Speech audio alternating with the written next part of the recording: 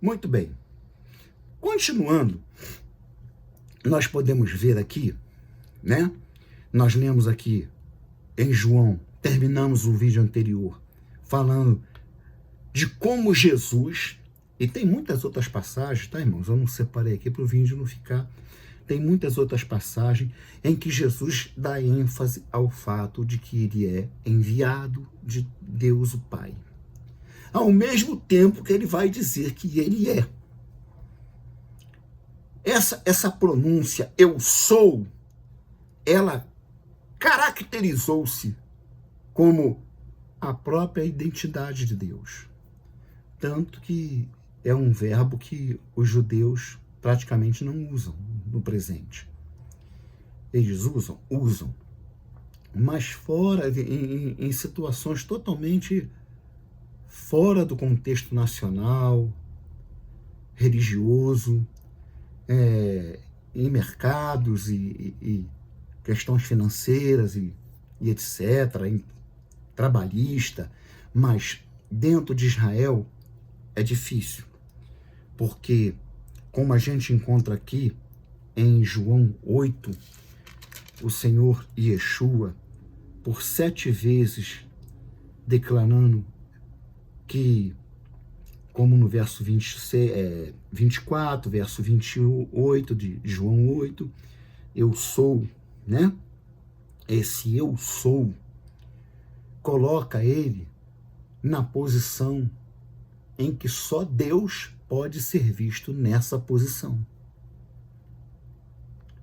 Então nós voltamos aqui, agora, em João 8, 16 e 42, que diz assim, e se na verdade, o verso 15 diz assim, vós julgais segundo a carne, eu a ninguém julgo. E se na verdade julgo, o meu juízo é verdadeiro, porque não sou eu só, mas eu e o Pai que me enviou.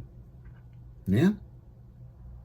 No verso 42, ele diz, disse depois Jesus, se Deus fosse vosso Pai, certamente me amarias, porque eu saí e vim de Deus. Não vim de mim mesmo, mas ele me enviou. E essa questão de ser enviado, isso tem uma importância tão grande, e Paulo captou isso de uma tal forma, eu acho que uma das razões da autoridade espiritual que Paulo tinha, em face da sua convicção de chamado e enviado, ele falou assim, eu não aprendi evangelho com Pedro, com João, eu não aprendi evangelho com nenhum dos apóstolos, eu recebi o evangelho do Senhor, ele chama até de meu evangelho, o meu evangelho. Essa convicção assusta o poder inimigo, assusta e coloca o inimigo na defensiva. Quando nós assumimos com consciência plena a condição de enviado e fazemos o que o enviado tem que fazer, tal como um embaixador de seu país, ele como um embaixador dos céus, ele tem que representar o reino dos céus, e ele fazendo isso com todo o critério que as escrituras exigem do homem de Deus, certamente a unção de Deus estará de tal forma sobre a vida dessa pessoa, que ele não precisará se preocupar se vai acontecer milagre, se não vai, se vai ter cura, se não vai. O importante é a proclamação do evangelho do reino.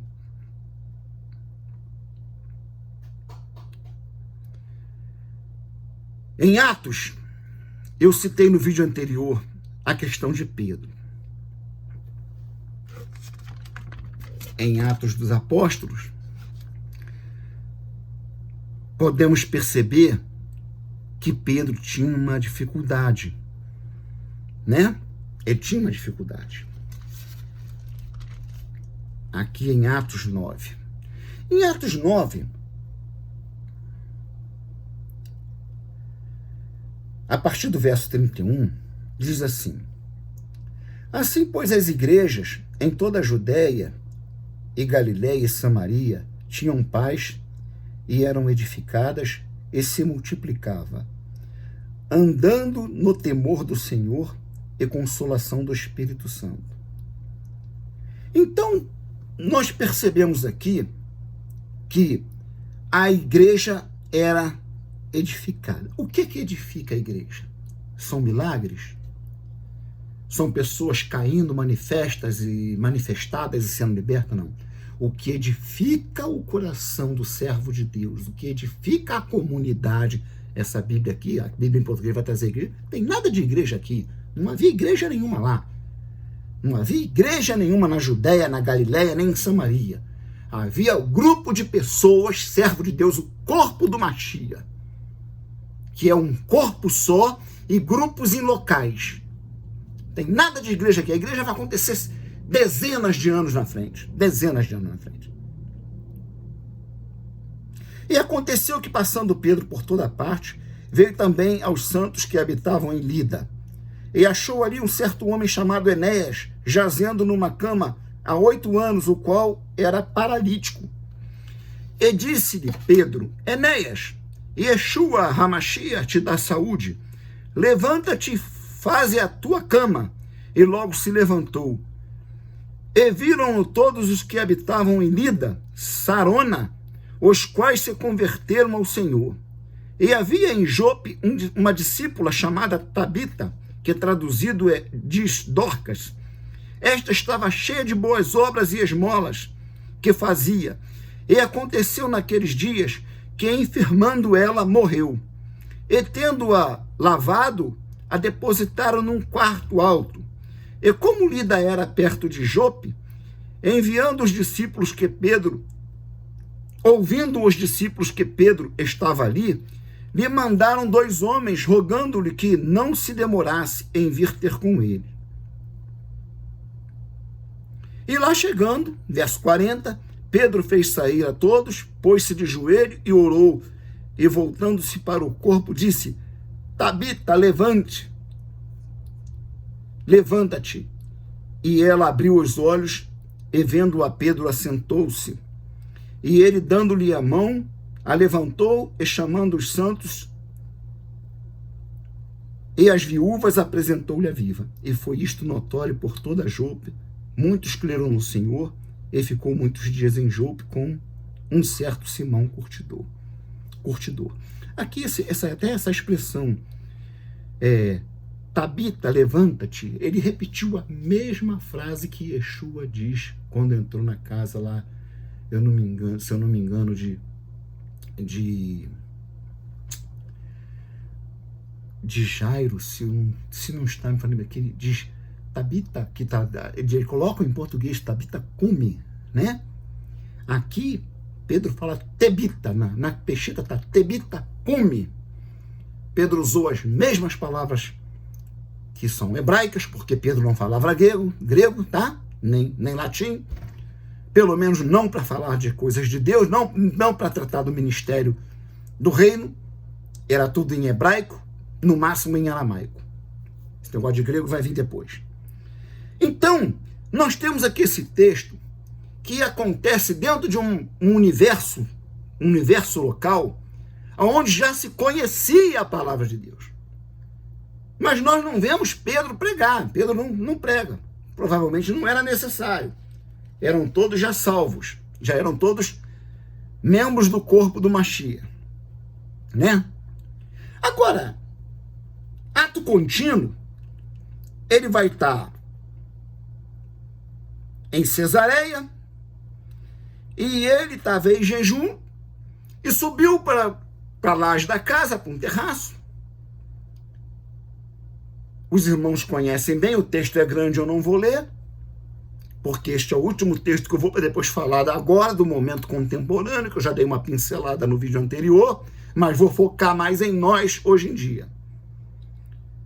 E Deus pega e desce o lençol, e ele tinha, sei lá, zebra, capivara, sei lá, tudo quanto é animais, tudo quanto é animais que a lei dizia que era imunda. Era imundo.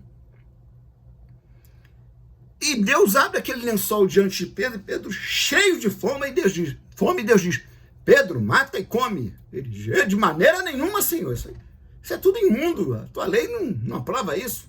Eu jamais pus coisa assim na minha boca. E o lençol se recolheu. E depois, de novo, a mesma coisa. Pedro, mata e come. E aconteceu isso por 2 ou 3 vezes. Então, Pedro ficou encucado com aquilo e falou assim, meu Deus, o que será que significa isso? Até que chegam os enviados e falam, olha, um homem chamado Cornélio, temente a Deus, santo, claro, pelo nome a gente já vê que é gentio,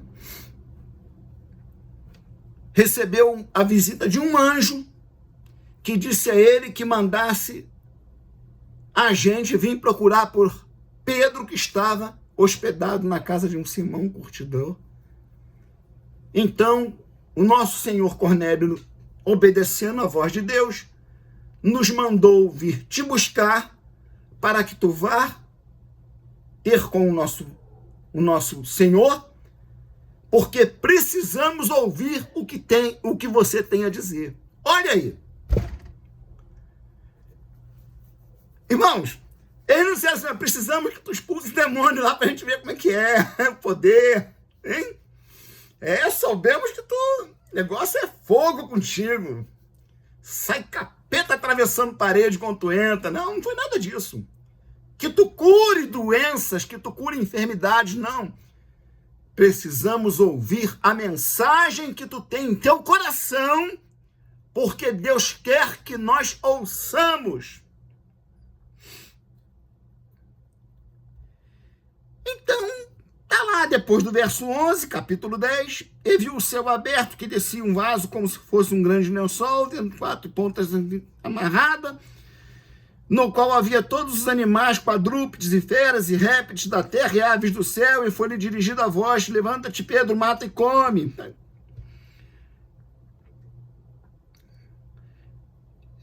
Verso 22. Bom, verso 21. E descendo Pedro para junto dos homens que lhe foram enviados por Cornélio disse, eis que sou eu a quem procurais. Qual é a causa e por que estáis aqui? Isso Pedro falando com os mensageiros enviados por Cornélio. E eles disseram, Cornélio, centurião, homem justo e temente a Deus, e que tem bom testemunho de toda a nação dos judeus, foi avisado por um santo anjo para que te chamasse à sua casa. Eu ouvisse as tuas palavras. Precisamos que tu nos diga o que há no teu coração. Qual é a mensagem que tu tem que pregar, que nós precisamos ouvir essa mensagem? É o que está nas entrelinhas aqui. Verso 24. No dia imediato chegaram a Cesareia, e Cornélio estava esperando, tendo já convidado os seus parentes e amigos mais íntimos. Cornélio encheu a casa de gentio e de judeus gregos e de judeus de Israel, de Jerusalém. Olha Deus colocando o apóstolo numa saia justa. O apóstolo vai chegar num lugar, aí ele vai entender a visão. Aonde está misturado ali, irmãos, uma série de tendências religiosas e de valores estavam ali tudo misturado. Era um monte de estupim, acendeu um, pronto, o pau quebrava, estragava tudo, o diabo tinha ali o cenário preparado que ele sempre criava para atrapalhar a pregação, como nós vamos ver depois em Atos 18, ele fazendo com Paulo, mas que não dependia de Paulo, dependia daqueles que estavam ali.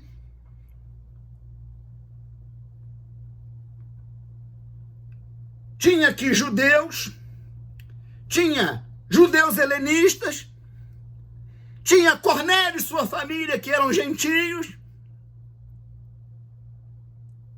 E aconteceu que, entrando Pedro, saiu Cornélio a recebê-lo e, prostrando-se a seus pés, o adorou. Mas Pedro levantou, dizendo, levanta-te, que eu também sou homem. E falando com ele, entrou e achou muitos ali que se haviam ajuntado. E disse-lhes, vós bem sabeis que não é lícito a um homem judeu ajuntar-se ou chegar-se a estrangeiros, mas Deus mostrou-me que a nenhum homem chame comum ou imundo.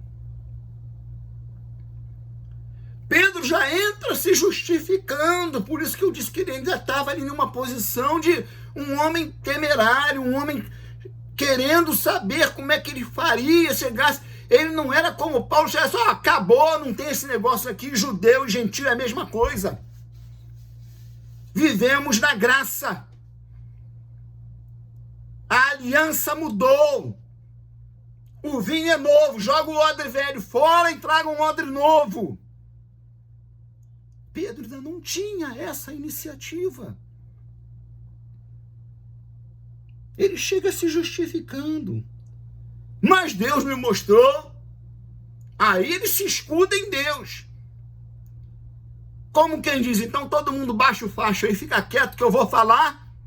E o que eu vou falar vale para todo mundo, porque está todo mundo na mesma condição.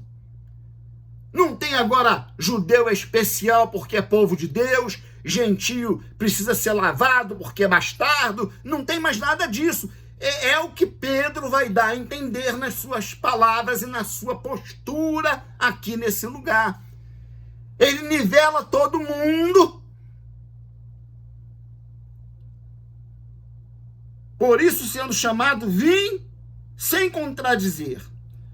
Pergunto, pois, por que razão mandaste chamar-me? E disse Cornélio, há 4 dias estava eu em jejum até esta hora, orando em minha casa, a hora 9, e eis que diante de mim se apresentou um homem com vestes resplandecentes, e disse, Cornélio, a tua oração foi ouvida e as tuas esmolas estão em memória diante de Deus.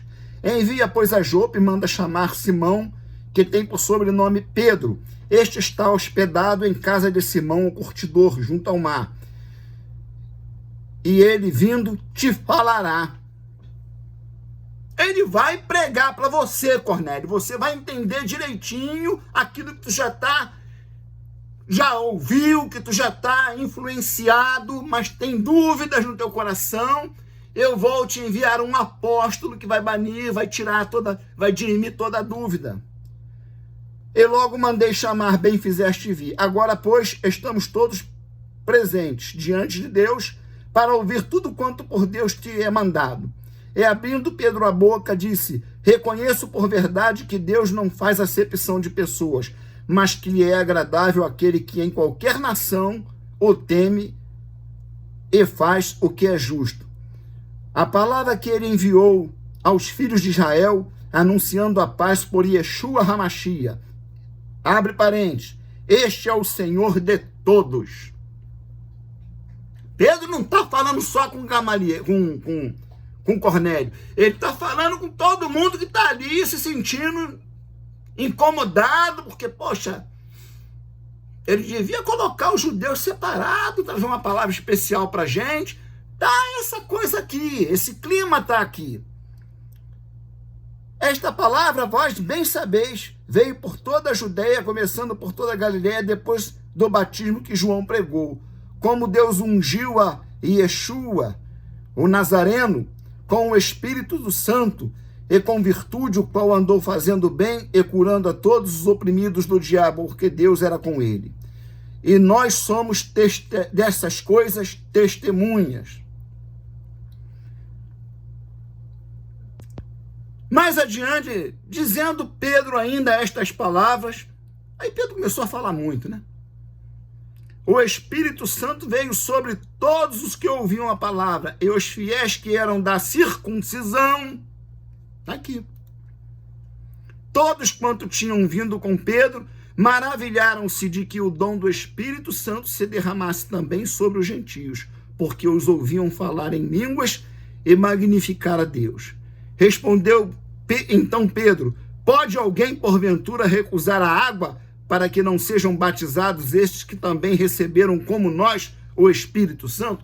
Então essa questão da segurança é muito importante. Eu procuro falar coisas que as pessoas às vezes não gostam, Mas eu procuro me calçar na palavra. Se eu tenho me equivocado, nunca apareceu ninguém aqui em casa para conversar comigo. Não, olha só, tu andou falando isso assim, assim, a respeito dessa questão aqui. Rapaz, eu queria ler a palavra aqui com você. Eu estou aberto a isso. Eu não tenho porrete aqui atrás da porta para querer bater em quem vier dizer que eu estou pregando errado, que eu estou pregando heresia, que eu estou pregando errado, não. E nem nos comentários. Nem nos comentários. Agora, nós temos que entender, eu falei de Paulo no capítulo 18, Paulo em 18, ele se juntou com Priscila e Áquila, e estava com ele também Silas e Timóteo, desceram da Macedônia. Foi Paulo impulsionado pelo Espírito, testificando aos judeus, verso 5, que Yeshua era o Machia, mas resistindo, isso em sinagoga, tá? E blasfemando eles, sacudiu as vestes e disse-lhes: o vosso sangue seja sobre a vossa cabeça, eu estou limpo e desde agora parto para os gentios. Então, Paulo não perdia tempo, mas Paulo tinha convicção. Eu só li essa palavra porque eu fiz citação dela e eu tinha separado aqui. Porque ele diz, pelo Espírito de Deus, nós somos embaixadores da parte do Machia, como se Deus por nós rogasse. Agora nós precisamos nos ater ao que estamos fazendo. Estamos pregando o Evangelho. Porque o que eu tenho percebido aí, pelo que pesquiso na internet, porque eu não frequento mais igreja, não frequento, não quero mais saber daquilo ali. Não quero mais saber de me contaminar com aquele ambiente ali. Em todos os casos que eu conheço, é um ambiente sujo, com ações de demônios ali dentro, onde era para ser um lugar santo, reunião de santos, aglomerado de santos, aonde o Espírito do Santo Deus se manifestasse. Houve época que isso já aconteceu, mas hoje não vejo mais. E o que eu tenho visto é que estão fazendo shows. Pessoas assinando contrato de gravadoras. Gente que se apresenta, mas cobra na igreja para se apresentar. O ministério da palavra, o ministério daquilo que liberta. O que liberta é a palavra. O que salva é a mensagem de salvação, que fala do Messias, que fala do nascido da Virgem, por ação e obra do Espírito de Deus no ventre dela. O que salva é a notícia de que ele fez milagres e libertou os oprimidos e anunciou o reino dos céus e foi ao Calvário e derramou o seu sangue santo para que aquele que crê tenha vida eterna. E hoje temos percebido que a grande maioria daqueles que são chamados para pregar perderam o foco, a coisa está tão bagunçada que estão botando adolescente sensacionalista. Começou isso no início dos anos 2000. Pregador de 8 anos. Uma vergonha. Criança, devia dar cadeia isso aí. Tinha que dar cadeia para pastor, para pai, para mãe, que pegar uma criança de 8 anos botando terninho, gravata, enforcado, pregando, cantando. Porque se perdemos o foco. Aqueles que se identificam como mensageiros da palavra, pregadores do evangelho do reino de Deus, perdeu o foco. E passamos a ser embaixadores de uma embaixada invadida. Uma embaixada que não representa mais aquele poder que nos enviou e para o qual fomos chamados a representar. Que Deus possa, através dessa palavra, aqueles que ouvirem, se lembrar que somos embaixadores da parte de Cristo, do Messias, como se Deus por nós rogasse. Rogamo-vos, pois, da parte de Cristo, que vos reconcilieis. Como você vai levar pessoas à reconciliação se a sua representatividade está ferida, está enfraquecida? Que possamos nos voltar para as Escrituras, voltar-nos os nossos corações, para Deus, para que possamos desempenhar como enviados de Deus, como autoridade dele, o papel para o qual ele nos chamou. Shalom, que Deus nos abençoe.